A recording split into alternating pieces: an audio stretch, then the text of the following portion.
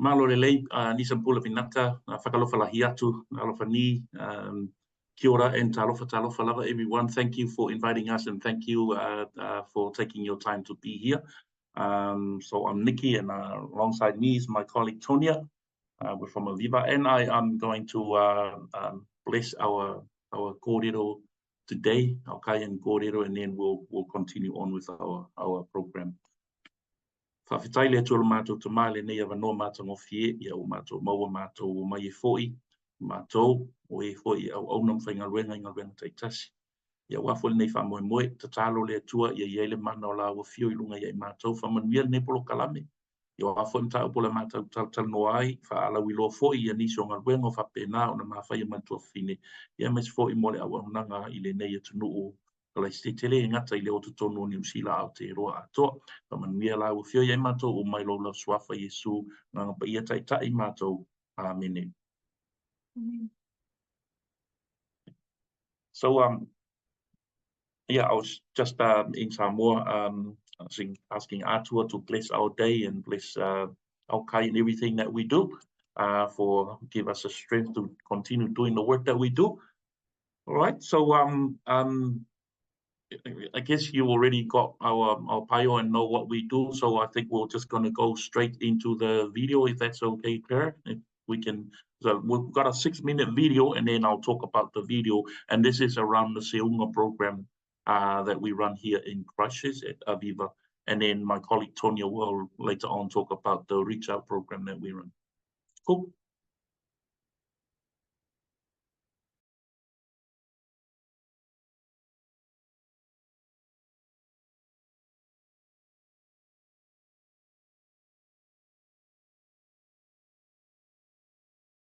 You joined Seuga. I had a racial confrontation at work. I threatened to hit him, and then rather than hitting him, I walked out. And just didn't want to go back to work anymore because I've always bottled my anger. I just kept it in and just let it build, kind of like an iceberg. Like you see the front, the face that's always above, but you don't see what's in me, what I'm digging, and what's down below. I noticed a change in his, or a shift in his behaviour, more so around just being really quick to be angry and unsettled and just defensive when we have our arguments and things like that. And so I just noticed that over a period of time it became quite known or evident that it was getting quite full on. A lot of this issue, maybe it's under the carpet and it's behind closed doors, and it's something sometimes is that whakama or shame, because that ruins the name of the family or the ainga. People tend to not talk about these things, even in our community churches. We think we're okay, but reality is happening within families. If you had a child, that child then becomes fearful of you, and then when they turn into an adult, they do that to their own children, and it's that intergenerational trauma that carries on from a young person to an adult. And so a lot of the conversations we have are difficult conversations, but it's ones that need to be had. Metaphorically, with the Seuga, it's a way of capturing our Pacific people that are sort of going the other direction or lost, their identity have lost, their culture have lost because of a lot of cultural differences, the faith, and a whole lot of other issues in terms of migrating to New Zealand. It's a psycho-education program, a lot of around education of the differences of what was known as the norm back then, or where we come from, to now coming to a place that is not normal in the way we used to do things. Looking from a different perspective to be able to find the right way of living life in New Zealand according to the law, and just be safe and having a healthy well-being for Pacific people. I do think that education needs to be driven more within our Pasifika community, but it's also the understanding of what that is. We can give them the tools to learn, but if they don't have an understanding of it, there's actually no point. And so part of our role is sitting with them and the family and talking to them about, when you yell at your kids to do something, it's not just doing something so they can do it, it's the impacts that the children will then have with them as they grow older. So it's really taking it back to the basics. They know a lot more about why they feel the way they feel, why they get mad the way they do, with their reactions. So when men talk about the changes that they've made at home with their families, their kids, the things that they talk about, like being able to go home from an education program and share that with their wives, with their kids, with their families, with other people. But then they come in and then they talk about the small changes that people have noticed in them. It's allowed me to know the difference between living in a family with culture and living in the world that doesn't know my culture.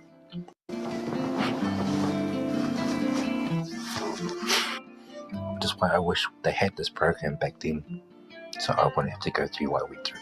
And I wouldn't have to try to understand, why do people treat me the way that I've been treated? Like, why is the color of my skin or my ethnicity or my culture so different? I would say that our culture has a lot of pride, and so not to let that pride stand in the way of becoming a better person for yourself and your family. My advice would be is just seek the help. Do the course. It's a great course for our people. I really encourage that, if we want, our generation or our men to become, the leaders in our family, for example, then this is a great course for them to do. I strongly recommend it. Ore se polkalame pasilinga o ngā mō kākou i Pasifika ma kākou nge o loo kākou au mau nge kungu o loo le aise kākou whesoka inga hui ma maleanga nuu i Samoa tūmanga wha Samoa. Ia e wa vea polkalame nge i mo whai ma whesosoangi kele mō kākou fo ia ai mō whawhika au i whapenga i tono ai. They just need to get their pride out and kick it out the bucket. They don't know what it's like inside the program. The amount of pressure that's in you that gets released. The backstories of the brothers that you talk to and their stories that you can relate to. It's a great program to know the difference between your own culture and the people that's out there. It's just to take that leap of faith, take that step up. Just, you're not going to change if you don't try. Change starts when you do it. That's definitely something I would say to someone who was a bit shaky about coming. You only get one life, and so a lot of us as human beings, it's in our DNA to make mistakes. We all make mistakes, but coming to Seuga is that chance to acknowledge that something has happened, but that there's a better future for you. So it's using not only the tools but the education that we provide within Seuga to have a better outcome, not only for yourself but for your family as well. I can boldly say that, hey, there is hope. There is potential in everyone. What you're going through now is part of life. But there is a way that we can walk alongside you with this program. Sometimes all we need is to look from a different perspective of why things happen, and that is enough to change the way we look at things and change our behavior.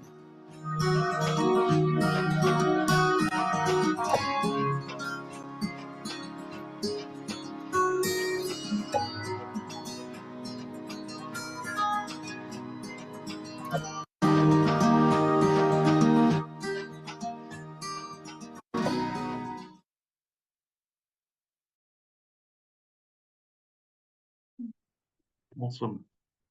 Well, thank you. I hope that was clear. Yeah. So I'll talk about Seuga.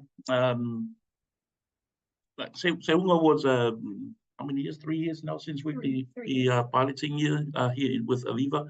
But Seuga was designed by Pacific people for Pacific people.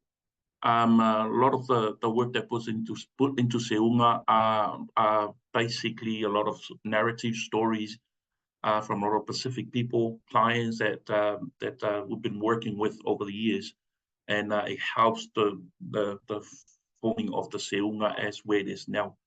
So Seuga also, because Pacific is not just one ethnicity, you're talking about a whole, there's quite a variety of people, language in the Pacific Ocean. So it's sometimes it can be really complex in terms of working with Pacific people. Therefore, the simplest thing that when we put together Seuga is using the Whanowhale model, which was designed by Dr. Fuimaono Enderman Pulotu Enderman. He's Samoan, and this was designed back in 1970s. That kind of birthed out of the dawn rate. But 1984, I think that's when it was accredited and officially used for with the health department working with mental health around Pacific people. And today the whanawhale model has been well known in every areas of well-being, utilizing the whanawhale model. So the whole Seuga sessions, education that we provide is all based on the whanawhale model. And I'm just going to share my screen. Sorry, stay with me. Yep. So if you look at the whanawhale, probably some of you already are familiar with that. So basically, when we look at the whanawhale model, we look at the whole person. The whole Pacific person is representing in that whale. And every Pacific person has a foundation in their lives, and that is their ainga or their family. And that's the floor or the foundation of the whale. And then of course, the pillars that stands on that foundation represents the well-being of the person physically, spiritually, mentally, and others. So others represent, because the Samoan whale is not only 4 poles, there's more than 4 poles. So when Fuimono designed that, because he was terrible at artwork, so he decided to use 1 pole and call it others, which includes your sex, gender, your age, or your social status, and everything else. And then the roof of your whale represents your culture, and this is your identity as a Pacific person. Even though it's a Samoan whale, but it's relevant to all Pacific, because we all carry the same, similar and same kind of values. And yeah, then look back at the whanawhale model, we got the same person surrounded by environment, and then also we live on a timeline where there's time in the past and there's time now, and where we're heading in the future. And of course, the context is around the things that are happening, where it happened in the person's life. So the simplest I try to cut down and make it simple, aware of our time, is looking at the person, identifying the person's journey. So basically, I use the example of if you can think of someone that was taken out of the village back in the 40s, 50s, 60s, 70s, imagine the time when the Dawn Raid happened, when Pacific people were brought in to work factories, to work in farming and everything, when New Zealand was at an industrial booming. So, and people were, coming from the islands, and imagine someone taken out of the village that all they know is village stuff, church and serving the chiefs and working the field. And that's all they know. They didn't have access to much money. They didn't have access to much alcohol, language barrier in terms of English. But when that person was taken out in 1940s, 50s, 60s and dropped in the middle of Auckland, and was told, okay, go find a job. So straight away, the person is disconnected from his family. The person is disconnected or isolated as well. So a lot of other issues start coming into place in terms of that person. But you got to picture the person as they come as strong as they were in that time, in their own, environment where they used to live. But in a new environment, the person still carried the mindset of where they come from. So thank God some families were able to adjust their lives, but most families weren't. And then, of course, you've got the language barrier of trying to communicate in a whole new environment. So fast forward that to today, the different time that same whale you're looking at living that time and where he's at now. Time represents different states of life, the context, the environment, different environment. But sadly, there's so much core beliefs that people brought from the past that they still continue to live in those core beliefs. And what we've seen in a lot of cases we work with, and this it's a contributing factor to a lot of issues and problems that our people are facing. So this is how we break down the person, look into their family, look in their physical well-being, spiritual, mentally, and then we break down in different sessions that we provided, education that we do for Seuga. So we look at anger, we look at behaviors. Where does the behavior come from? So it's not about teaching tools, because they will throw those tools away, but it's about understanding where the behavior comes from, what contributes into the behavior, what causes the argument, what causes the anger. And then because we've seen it over and over, the moment the person kind of realize where the behavior comes from, the behavior switch, the behavior stop, and it changed straight away. And we find that more effective than doing a whole lot of other stuff. So that's what we do. It's a 10-week program for men, and also we're running a 10-week program for women. Same program, separate groups. But at the end, they all come together for a big graduation, inviting families, inviting ministers of the cabinet, ministers from churches to be part of that process. And that is to getting the families, getting the community involved in this. So we run during school terms, and there's 4 groups during the year, or 8 altogether with the women. But some people were also repeating. They love to repeat and coming back for more. It's not just for users of violence, but it's both for anyone. It's user of violence or those who are impacted by violence. We have Europeans who are married to Pacific Islands also been coming in because they wanted to understand their partner's behaviors, and the other way around. So this is a little just short looking at Seuga and what it has. But also, there's a lot of other issues that comes around the same person, not just coming in there, but also you're looking at the intermarriage, you're looking at the New Zealand-born generations of New Zealand Pacific Islands.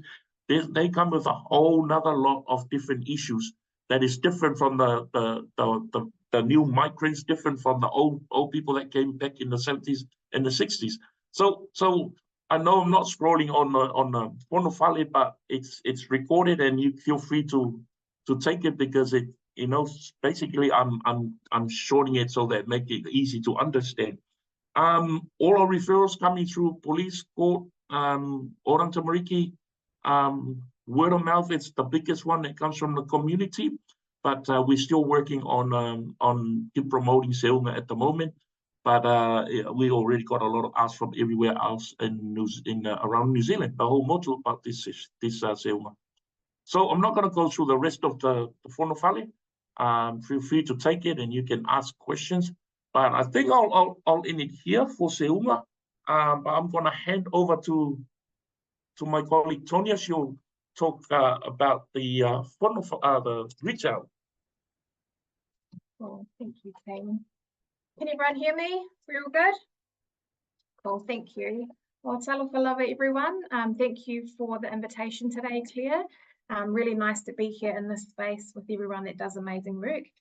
So as Nikki said, my name is Tonya. I am the team lead for our ReachOut service. So our ReachOut service within Aviva work very closely with the Seuga team as well. So we support people over the age of 18 that have used harmful behaviour or are at risk of using harmful behaviour. I think the biggest difference with our service and other services is we are a non-mandated program. And I just want to speak a little bit to that, because I think that's one of the biggest differences. Because we are offering a non-mandated program, it means that any client coming to our service, it is their choice.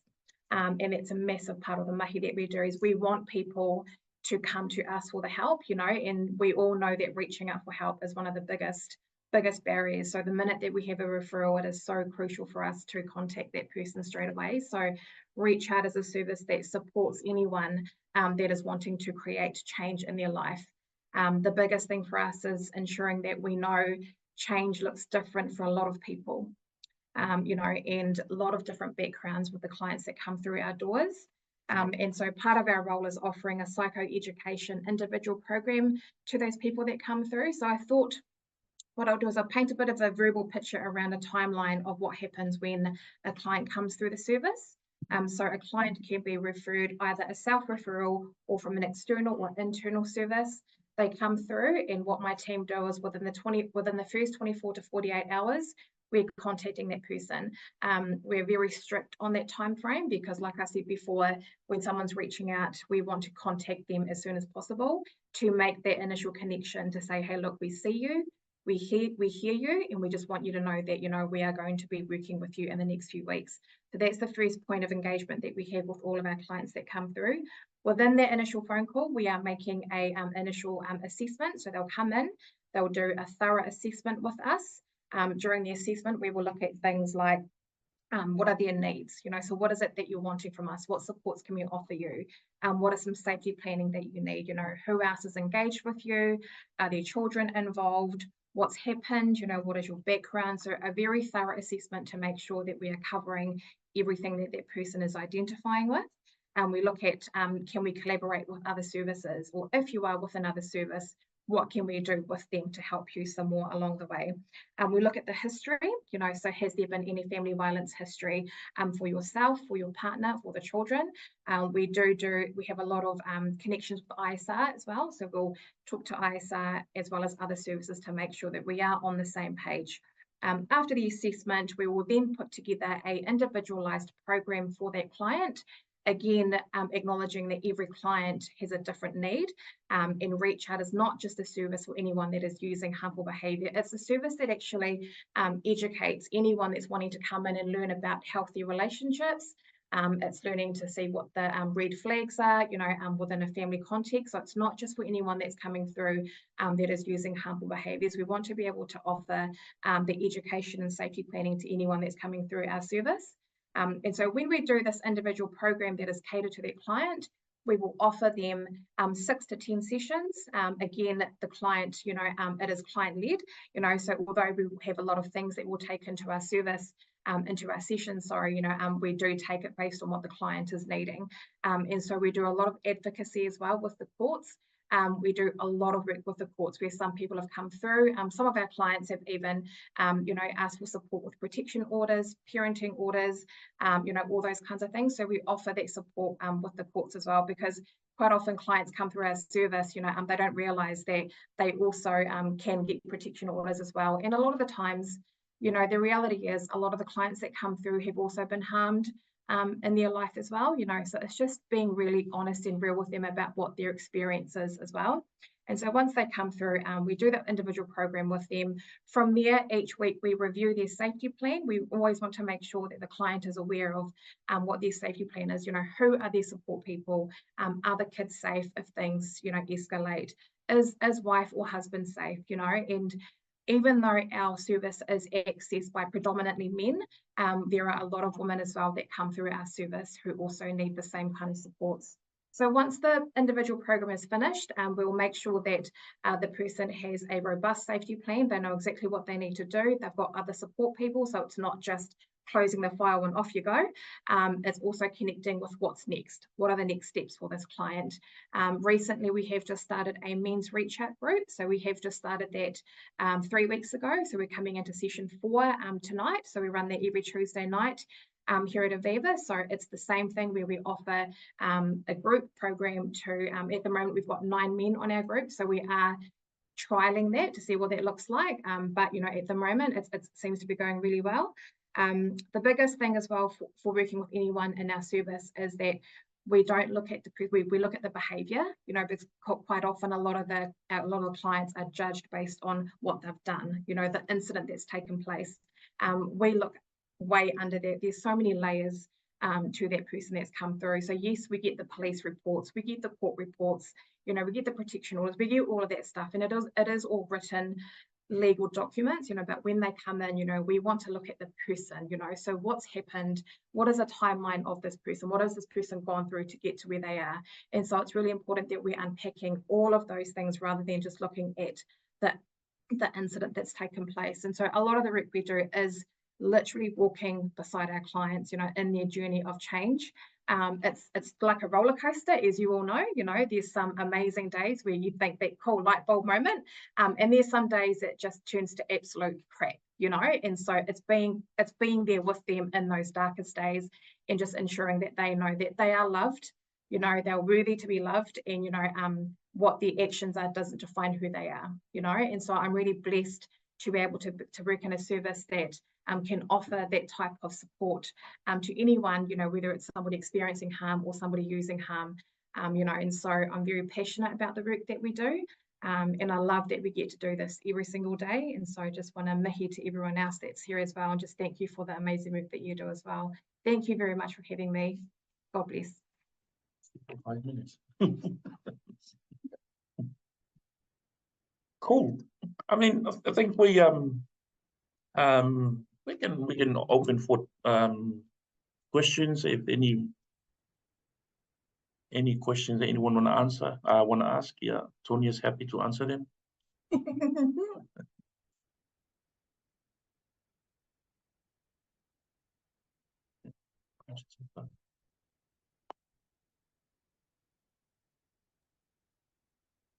Everyone's feeling very whakama. Everyone's shy. No questions out there? Oh, I'll ask a question. Kia ora. Thanks, Andrew. I'm coming to you from Auckland, so I do. I'm studying, but I do some work with Friendship House in the community with similar kind of work. I'm interested. How do you guys create a space in your program for especially men who might be feeling a lot of shame and guilt around behavior that's occurred? How do you make that space safe for them to open up and be able to discuss that non-judgmentally?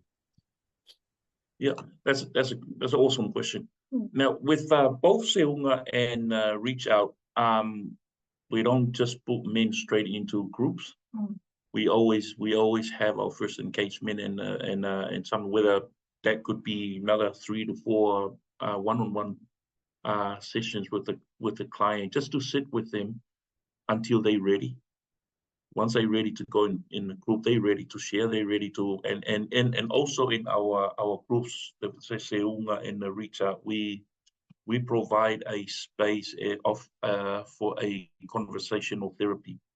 So we provide education, and then at the end, after the education, we sit for an hour that allows for men to sit and just to share what's in their heart, whether it's something that comes from the education or something that someone's been, quite heavy in their heart, and that's a safe space where we tend to sit.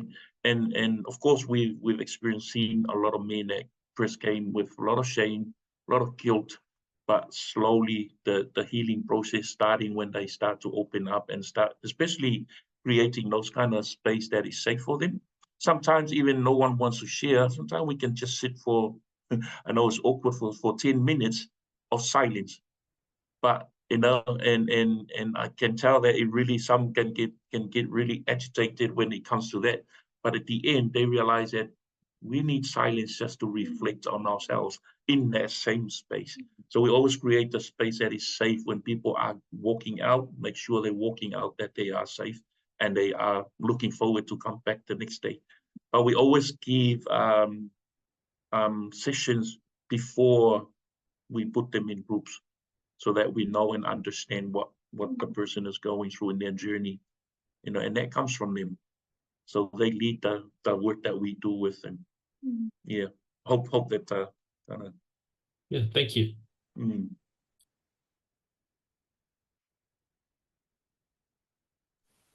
Kia ora. My name's Lawrence, or Clarence. So I'm coming from Hawke's Bay, but I work in a national office role. So I work in corrections, but across justice, Orana Tamariki, courts and police. Yeah. What's the youngest that you work with? So I work with rangatahi, with youth, but also work through with Tani, with men as well. So what's sort of the age groups that you work with or do mahi with? Yeah, so we work with 18 and over, but we do acknowledge that obviously there's some rangatahi that come through as well that's needing some support around the same issue. So what we do is we also have a rangatahi team that come in and will support our youth that are coming through the system as well. So the minute that they're 18, we take them. Anyone under the 18 sticks with our youth team. And also on what Tonya said, that because here at Viva we do have a tamariki service from age 5 to 12, and then we also have a rangatahi service from age 13 to 18 or more than that. So we have other teams as well, but we always work together when based on the needs of our clients. So we do have that support for rangatahi and tamariki as well. Yeah. And where are you guys primarily based in Christchurch? Yeah, we're in Christchurch. We're only here in Christchurch. We cover from Ashburton all the way to the North Canterbury, and that's how far we can go according to the resources financially with funding and all that. If we have more, we will cover the rest of the South Island, Country. the whole country. Because we do get a lot of calls from everywhere, even the North Island. Even the North Island, we do get a lot of phone calls from services, from individual people that clients that wanted to engage. So it's really difficult when we are only here in Christchurch. Yeah.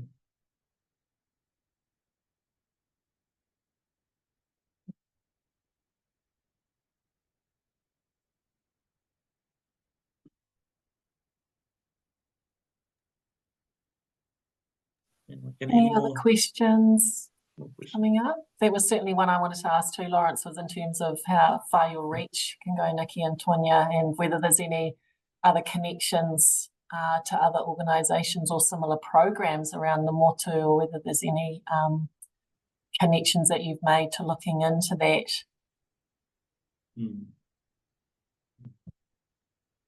Yeah. Because we're only based in Christchurch, but if there's call from like North Island or others, then we'll try and find services there, and refer people that are needing help around family violence, sexual violence.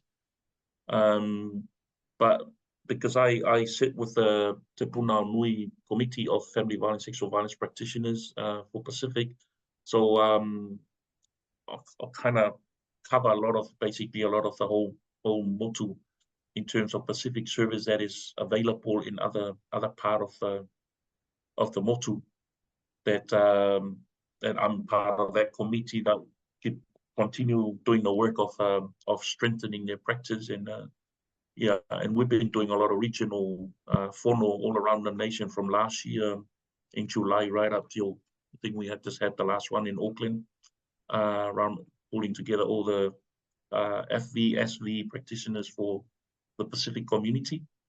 Yeah, and this is where the Seuga has been quite out there as well in terms of being part of those regional whonos that we've been running around all the way from north to the bottom of the South Island. Yeah. So it's trying to, also part of what we're doing within the Pacific space is identifying what other services are doing and how they can share that. And so we're still working on all that. I know that with the Seuga here in Christchurch, it's already a lot of ask from the North Island, from the police, from Amnesty is helping us to try and push it out there. But it all comes down to the resources funding, finances and all that. But we don't wait for that. We just continue doing the mahi we do, and and hopefully we'll be able to spread it out in other areas. Thanks, Nikki, and hopefully this opportunity offers that too for other members to connect and engage and understand more and reach out within their own communities and in their own hapori. So that's wonderful. And I hope also for those of you that are able to join us at Whakamanoa when we're in Ōtautahi later this year in September, middle of September. Oh my gosh, it's actually not that far away for the conference. That may be another opportunity to cross over and engage and have some of that learning space together. So if there are no more pātai for Nikki and Tonya, I will wrap us up today. Of course, there's always the opportunity to, I'm sure Nikki and Tonya would be open to you coming to them after the session as well, if you want to do that individually outside of the rōpū. Find them at Aviva.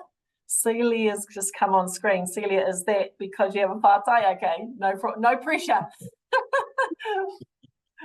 So I really do want to thank you both, Nikki and Tonya, for coming on and talking to us about those who are experiencing harm and users of harm. It certainly is an enlightening space, I think, for a lot of us to understand more about how to work in this space and how the care, as most of the mahi that happens with our members, happens out there, as you mentioned, Tonya, the care that needs to be taken And certainly I think you've really demonstrated in this short space today, it is a very short format in Kai Kōrero, but you've really demonstrated that how comprehensive through all of those examples you gave, Tonya, of how you do the wraparound when someone is coming into either of your services, but also that it's really embedded in utilising that whānau model and the principles of that, and how beautiful that care is for each individual and each whānau that you're dealing with. And so in this space of harm, but in a safe way. So thank you so much for that, and for the work that you do, and for giving your time today to share it more widely with our members. We will, as I mentioned, be sharing this recording and the resources that you've shared on our website, so that those that weren't able to join us today, who had registered and wanted to come, and others that may want to access that, will be able to do that directly through our website. So thank you for that. I also want to thank all of our whānau here that have made the time to come along to Kai Kōrero. As always, it is wonderful to be able to engage, and that you give your time. Time is precious in this sector, as we all know. So thank you so much for coming along to join in the rōpū today. As you close out of the session, there'll be a very quick one-click survey just to see how you found the Kai Kōrero today. And if you could do that for us, that really helps us with being able to continue at our end with the things that work best for all of you out there and our members.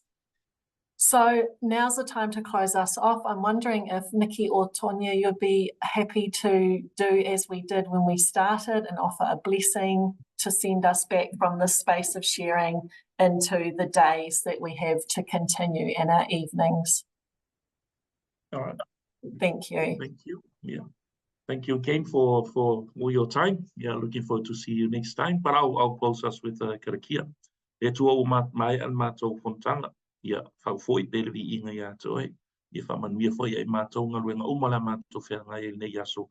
Ia aolo swafa ia sitia pere lunga whāwau. Ono lau swafa i siu mātou wala au toi.